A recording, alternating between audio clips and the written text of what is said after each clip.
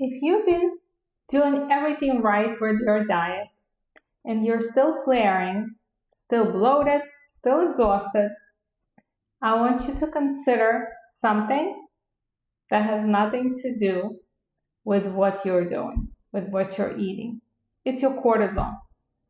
And in the next 10 minutes, I'm going to break down exactly how high cortisol and low cortisol each affect your gut differently, and how to tell which pattern you're dealing with. I'm Dr. Ina. I've been spending close to 3 decades as a pharmacist and over 16 years in functional and integrative practice. I've seen a lot of cases with chronic gut conditions. I've been working with Crohn's and Colitis clients and other chronic gut conditions and on exactly this kind of root cause work. So let's get into it. What is cortisol? Cortisol is your main stress hormone. It's released by your adrenal glands, but the real command center is what we call HPA axis. Hypothalamus, pituitary, adrenal glands, all kind of talking to each other.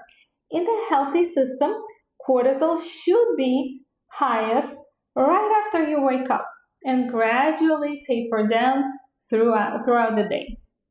That daily rhythm matters just as much as the total amount. In short bursts, cortisol is protective. It mobilizes energy, sharpens focus, temporarily lowers inflammation. The problem is when your nervous system perceives ongoing threat, like running away from a tiger, a stressful job, poor sleep, unresolved trauma, or honestly just the physical stress of living with a chronic illness. And cortisol stays elevated far longer than it was ever designed to. High cortisol and the gut. So what does chronically high cortisol do to your gut specifically? First, it affects intestinal permeability. Cortisol impacts the tight junctions between the intestinal cells, the same structure we talk about with leaky gut.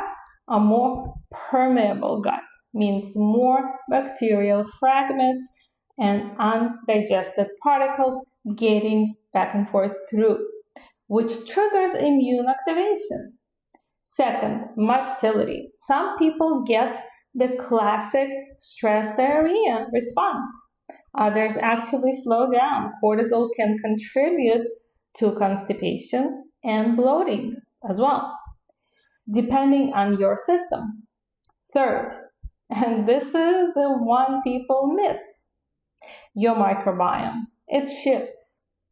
Elevated cortisol tends to favor less diverse, more pro-inflammatory bacterial population. And this becomes a loop because your gut bacteria communicate back to your brain along that same gut-brain axis, which can keep the stress response cycling. If you have IBD, this matters enormously. A more permeable, more inflamed gut environment is exactly the terrain a flare needs to take hold. Low cortisol, HPA dysregulation, and the gut. Now here's the part almost nobody covers. Chronic high cortisol over time can give way to a blunted or dysregulated cortisol curve. You might hear this called adrenal fatigue. I want to be careful with that term because it's rarely the adrenal glands themselves that are broken.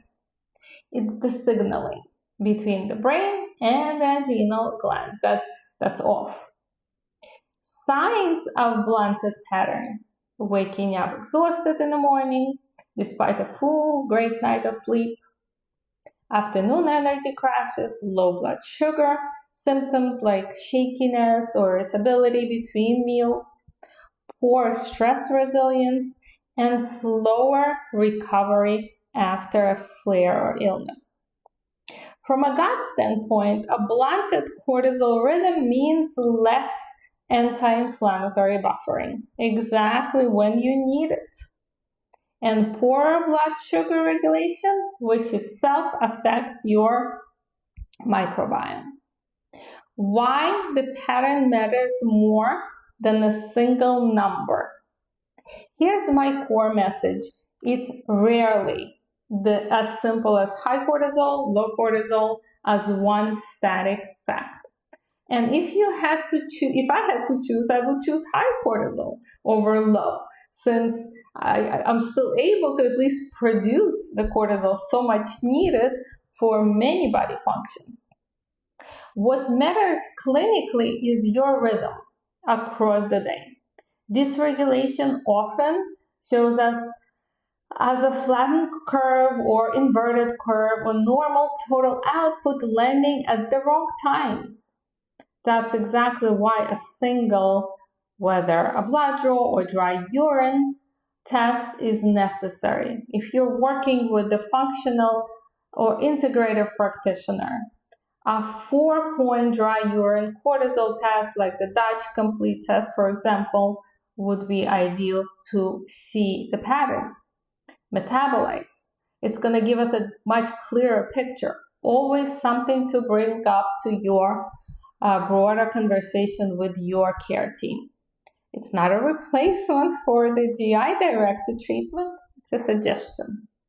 What can help from the integrative point? A few additional practitioner coordinated pieces that often support a healthier cortisol rhythm. Constant HPA axis support, exposure to light, magnesium glycinate in the evening, gentle movements rather than high intensity exercise during flare periods, since intense exercise can spike that cortisol further in a already dysregulated system.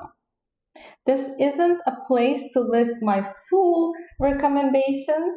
If you want the specific things I use with my own clients, drop a comment below and I'll be happy to share the options for you. If this resonated with you, I'd love to know, does your gut track with stressful seasons more than with what you're eating? Tell me in the comments. And so please subscribe and share for more root cause breakdowns like this one every single week. This was Dr. Ina with you at Digestive Reset and Melamed Institute, and until next time.